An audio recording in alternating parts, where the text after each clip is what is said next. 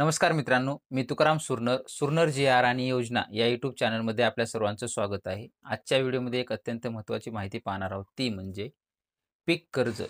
खरीप हंगाम आलेला आहे आणि त्यासाठी शेतकऱ्यांसाठी पीक कर्जाचा हा विषय अत्यंत महत्त्वाचा असतो. त्या संदर्भातील सविस्तर माहिती आजच्या व्हिडिओमध्ये पाहण्याचा प्रयत्न करणार आहोत. तर चला आजच्या व्हिडिओला सुरुवात करूया. यंदाचा जो काही खरीप हंगामासाठी मराठवाड्यातील 8ही जिल्ह्यांसाठी सुमारे 18,227 कोटी 99 लाख इतकं कर्ज पुरवठ्याचं उद्दिष्ट देण्यात आल्याची माहिती सूत्रांनी दिली आहे. दरवर्षीच्या तुलनेत जर पाहिलं तर या उद्दिष्टात वाढ तर केली नसली तरी अनेक प्रश्नांची उत्तरं मिळणे बाकी असताना मिळालेल्या कर्ज पुरवठ्याची जी काही उद्दिष्टपूर्ती करणं असणं हे एक बँकांसमोर महत्त्वाचं ठरणार आहे. त्याच्यामध्ये जर पाहिलं तर बँकांकडून जर पाहिलं तर त्याच्यामध्ये कर्जमाफीचा कायम असलेला गुंता, मोठ्या प्रमाणात असलेले थकीत कर्ज किंवा सिबिल विषयांचा मोठा अडथळा. पण आता मुख्यमंत्री माननीय देवेंद्रजी फडणवीस यांनी सरळ सांगितलेलं आहे की सिबिल स्कोअरची गरज नाही आहे. तो एक मोठा दिलासा शेतकऱ्यांना मिळणारच आहे. त्यानंतर जर पाहिलं तर मोठ्या प्रमाणामध्ये कर्ज प्रकरणामध्ये होत असलेल्या वन टाईम सेटलमेंट किंवा राजकीय हस्तक्षेप यासह इतर अनेक अडचणींचा यंदाच्या कर्ज पुरवठ्याचे उद्दिष्टे पूर्ती करत असताना दिसून येणार आहे, असं सुद्धा सूत्रांनी म्हटलेलं आहे. सुमारे 17,95,708 खातेदारांना कर्ज पुरवठा होणे अपेक्षित आहे.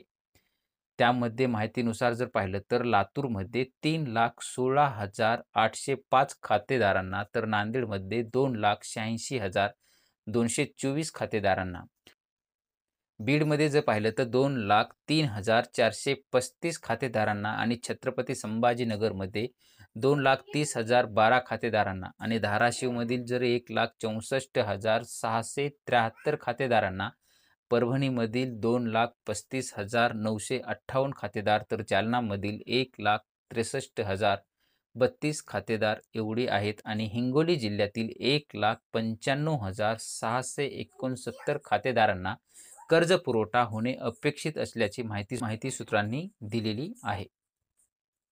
जिल्हानिहाय उद्दिष्ट जर पाहिलं तर कोटीमध्ये पाहू शकताय की लातूर जिल्ह्यासाठी 3,099 कोटी देण्यात आलेले आहेत, नांदेड जिल्ह्यासाठी 2,532 कोटी, बीड जिल्ह्यासाठी 2,409 कोटी, छत्रपती संभाजीनगरसाठी 2,400 कोटी, धाराशिवसाठी 2,280 कोटी, परभणी जिल्ह्यासाठी 2,260 कोटी, जालना जिल्ह्यासाठी 1,820 कोटी आणि हिंगोली जिल्ह्यासाठी 1,424 कोटी एवढा एकूण कर्ज वाटप करण्यासाठी देण्यात आलेला आहे. तर अशा पद्धतीचे कर्ज वाटप करताना आता यांच्यासमोर अनेक प्रश्न निर्माण होणार आहेत. ते कशा पद्धतीनं वाटप करतील हे एक बँकांसमोर मोठ्या पद्धतीचं आव्हान आहे.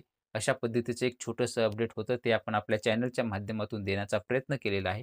असेच नवीन अपडेट असतील, माहिती असतील किंवा योजना असतील किंवा कुठले अर्ज असतील, अशीच नवीन माहिती आपल्या चॅनलवरती येत असते. तुम्ही ज्या चॅनलवरती नवीन असाल तर आपल्या चॅनलला सबस्क्राईब करून ठेवा, जेणेकरून व्हिडिओ अपलोड करताच माहिती तुमच्यापर्यंत पोहोचवली जाईल. भेटूया नवीन माहितीसह नवीन व्हिडिओमध्ये. धन्यवाद.